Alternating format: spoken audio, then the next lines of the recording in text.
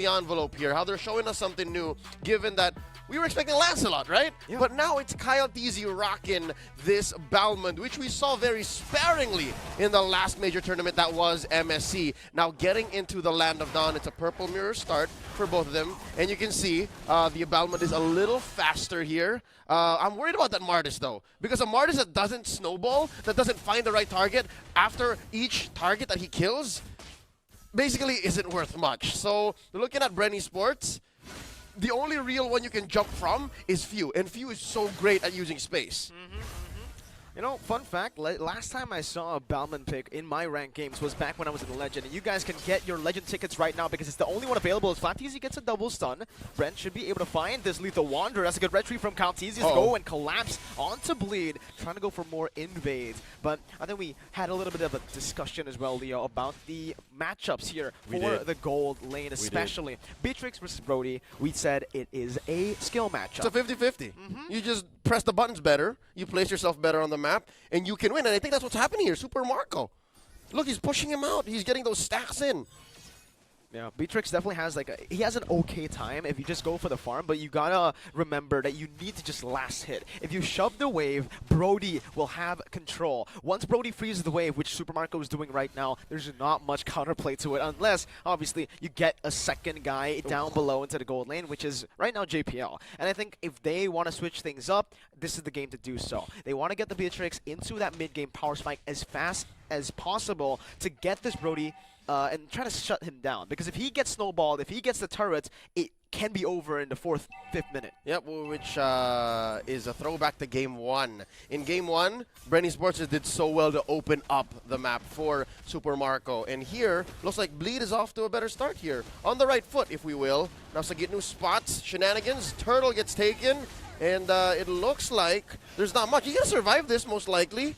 But to no avail, is this what we expected from the Masha? Is this what they wanted to do here in the XP lane? I think it is sort of what they wanted to do, but the thing is, you need to have instant synergy when it comes to that. If you have a Masha distracting, you need to have the members on the other side of the map ready, prepared to go for a trade. And unfortunately here, Deck was just not on the same page. He did not go for the orange buff fast enough, and he actually focused on his purple buff. Meanwhile here, Kyle TZ with an invaded cheeky one. He's going to fall. First blood to Bleed Esports, and the Masha is already doing really, really good early on. All right. This is definitely uncharacteristic of BREN Esports, especially seeing what they did in Game 1. What was Kyle TZ doing in that deep? Was there not enough information on the map saying, hey, there could be 2 or 3 Bleed members roaming around, and this is a dangerous invade, this is a dangerous steal? He tried to commit Grand Theft Orange to no avail. That was a wasted rotation there. Definitely a win for Bleed. He got caught by the cops. 1-star cop run. That was a 1-star wasted, man. That was. If you know, you know. That it's not very good. I think it's like, you know, he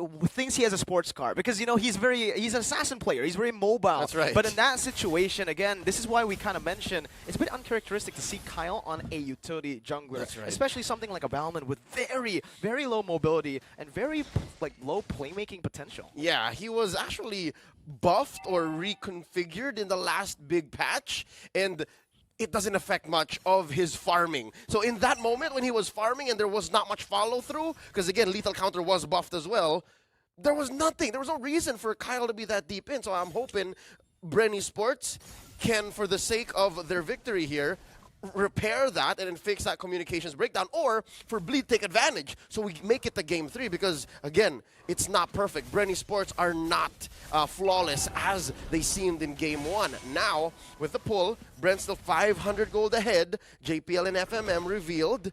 I'm wondering what's Few and Kyle thinking. Ogwin takes a nice pixel brush. Turtle at half health.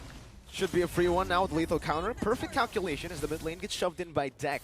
Despite dying in the first few minutes of the game, Kyle TZ is still up 1 level. He's trying to make it 2 levels right now. That's a final slash, brings Sagitnu back. Few with a good snipe down. Kyle TZ has a lethal counter. Sagitnu should fall here, but he's not in range just yet. That's the vengeance. One more is all he needs, but he wants to give it to Kyle TZ, who picks it up a bit risky there. They really want to snowball forward, but here you can already see BREN already has an 84% chance of winning. Deck, he's going to lose out on that one, and Kyle's still holding on to that lead. He wants everything in enemy jungle. So this is his version of playing greedy, right? Like, again, I think that's what explains that attempted steal on the orange is he was playing very greedy. And what's that led them to?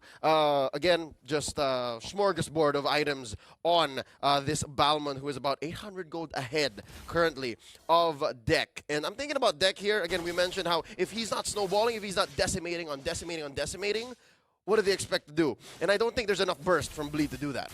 Not enough burst at all from Bleed, but looking at the other side, there's a lot of burst on BREN that actually works. And I want to give props to Super Marco here because he understands completely what made or what makes Brody really hard to execute in this patch. The steel leg plates and the buff to the Dreadnought armor, anti-Cuirass, is really what kind of stomps Brody and why we really didn't even think about the Brody. Yep. The fact that he went for the Fury Hammer straight to the Melphic Roar right. really gives him a lot to say in this game. And look at his emblem. I didn't actually realize this JPL with a good hook. That's a Bloody Hunt as well, but it should not be a kill. Ogwen should be able to disengage. Lethal counter!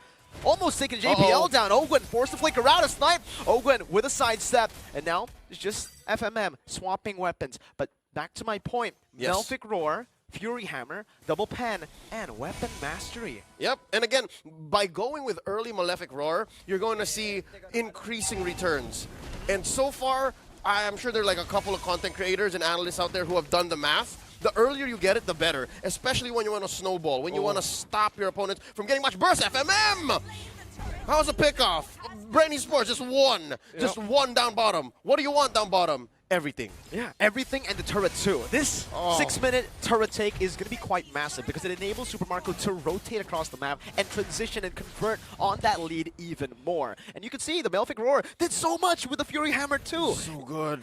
Steel leg plates for FMM. That's what you go for when you're up against a Brody, up against a bully in lane. But when you go for Melphic Roar first item, Steel leg plates has no impact. It's a wash, man. You wear pants, it goes right through it. And what's beautiful about what Super Marco did here is he has the Fury Hammer and then a couple of Legion Swords. Now it's up to him. The world is his oyster. He can build whatever he wants from there. If he sees more pants, then he adjusts Hunter Strike. If he doesn't and he sees that maybe Bleed is getting a little greedy, Blade of Despair. I'm all for it. And now, so far, Bleed are just, again, trying to stop the bleeding. They know that bottom lane has permanent damage, not going to be as clear for FMM to farm from. Good news, though, FMM is farming up quite a bit, despite that early death, despite being 0, 1, and 0. Now, looking elsewhere, I'm not so sure if this is the right move, because FMM didn't rotate either. It's just as dangerous down bottom, even if you do send a couple of mid laners. It's going to be very hard. I mean, catching an Arlet, especially an Arlet that has a lead, you know, it's just going to be very, very hard. Super Marco as well here, you saw that he already completed the BOD in the 8th minute of the game with a Melphic Roar. Usually, you complete your BOD because you go for Fury Hammer first and then BOD. The fact that he's able to do that, Melphic to BOD in the 8th minute, that's the time span as to usually when you get just Fury Hammer and BOD. Just a small little item, but it seems like for BREN, they're not just penetrating leg plates, they're also penetrating the enemy jungle. Yep, and given the situation, BREN Esports have mounted themselves onto a position wherein they can call the shots. Again, very similar to game 1, not for the lack of vision from Bleed this time around, but wait, that was a possible engage. And here's the thing, we haven't even seen the Minotaur do much. Oh my god, Leo. When you see Super Marco's first skill, when the fact that Super Marco's first skill can take the whole Cold Altar HP, it is already disastrous for Bleed. And that's just the power spike. The fact that Brody has this big of a lead in the 8th minute of the game, you can expect these objectives to just go down, especially with the lethal counter with a Balmon on that Demon Slayer as well. There's not much you can do when you're Bleed right now. You can just wait as you get suffocated. And so far, in the past 8-9 minutes, Super Marco has been a major cause for Bleed's problems, right? That's blocking them from even thinking about Game 3. And he hasn't even died yet. Even if, let's say, Bleed can mount a comeback and try to stop Super Marco, where's it going to come from? Sagitnu from a weird angle? A hook from JPL? Again, Deck, I'm not sure what he has to do here. As a frontliner, maybe go for a disengage, look for this. Sagitnu with a jump in. They have good pill, and man, they have good mechanics too. Just easily sidestepping through JPL's Iron Hook. And I don't know if you paid attention to this, Leo, but I want everyone to see how much damage Super Marco does with one hit on the turret. He took that turret down with 2 hits, and it was half HP, right? So I just really want to see what Super Marco does to the turrets right now as Kaltizi jumps into the backline once again. Take a look. You see? So much damage. This is what Brody is made for. If you get Brody ahead, now with the Heptaseas as well, there's more penetration and more burst damage to come through. Every turret, tier 2's gone.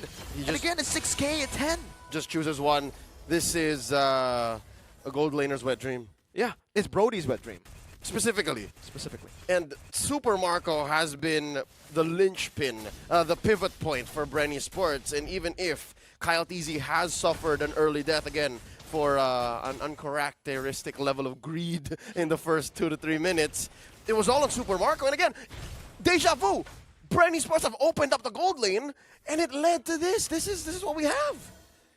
you see the damage leaderboard, there's not much. Like, you see Super Marco is like, alright, he's doing damage, but he's not doing that much damage. But then you take a look at the damaged turrets. It should be Super Marco alone at the top. Very lonely. But this is good news for Bleed, because at least they know. They have situational awareness that if we can avoid Super Marco for long enough and build up an arsenal in FMM, maybe we stand a chance. Speaking of which, what's our homie FMM building up here? He has a Blade of Despair of his own, pair of pants, tax speed boots, and then maybe build up his own Malefic Roar here. So yeah, definitely way behind. Oh, about 3K. Oh, almost 3K, 2.5 to be specific. Oh, it's so tough. And Marco understands that, you know what, I already have the damage, I already have a massive lead, I don't want to go for all offensive items. Meanwhile, here, up top, Sagitno is going to be bursted down, goes in for Thunderclap, is able to connect onto Super Marco, but Horn Apart Memory should be able to take him down right here, right now. Sagitno down, Super Marco already on the way to that Wind of Nature, just what I was going to say, and he got it, he already has the Wind of Nature, so sure. Alright, Bleed, let's say they do hold out until FMM gets his item, Power Spike, which is, I would say, still quite a long way from getting to that power spike. But even if he does, Wind of Nature, it's done. Yep. Where then, right? And again, how do you even line up the shots to make sure that FMM gets him in? Again, this is a DPS hero you're looking at. Even if you do catch him with the Renner ults, it's very difficult. Free Lord here, given over to BREN Esports, and they're just going to start taking everything away. Oh, Lord. They even kept the little baby purple. Yeah. They even got the blade armor for Kyle TZ. Even Deck can't farm up. This is good for the King, for KLVJ, but I guess good news, bad news, right? Bad news, what's happening now? Just take a look, right? As a Bleed fan, this isn't what you want to see. Good news is, good high ground defense. I think there's enough peel between Deck, JPL, and Sagitnu for KL and FMM to just clear waves. But they have to play it very, very well. They have to play it right. And that's even just thinking about and assuming Ogwen won't do much. We haven't really seen a big-ticket Minoan Fury yet. No, and that's crazy because usually BREN, it really is dependent on Ogwen. If Ogwen makes the play, if he opens up a fight, BREN just follows. Here, the fact that he's just chilling in the back. Meanwhile, wait, Deck might actually be solo kill here. No. That's what the Unbending Will does, man. So much damage. An only lethal counter from Kyle TZ as he jumps forward under the base turret. A good stun onto Kill VJ as he's able to bring Kyle TZ back to the turret, but it's only going to be a first base turret taken down up top for free. Nothing Bleed can do. And look at how BREN managed to waste. Final slash, bringing Deck all the way in the back. That's a good Iron Hook with the Bloody Hunt as well, catching him under the base with the Abuser's Bastion. That's the decimation as well, but with the lethal counter and a Minion Fury to knock 2 members up. It should just be BREN who can push forward, plow down on Bleed Esports with Few as well, finding another kill. Now it's a Sea Helmet for Marco. Super Marco with a flicker forward and the stun now with Wind of Nature as well, dealing some damage back again. There's some healing coming in from that minion, but that's gonna be another kill. Super Marco, even though he falls, he gets a double, and it's a 7-3 stat line. Not as fast as game number 1, but still calm, stone cold, and efficient. Precision with blunt force. That's what BREN Esports has brought into this series, earning them a 2-0 victory, a sweep over Bleed. Miracle, correct me if I'm wrong, there was only just really one big-ticket Minoan Fury, and that was for the win. Yeah, it was for the win, right? I mean, we mentioned it. Ogwen, he's usually the playmaker for the team, so once he makes the play, you know it's over. Is Master Ogwen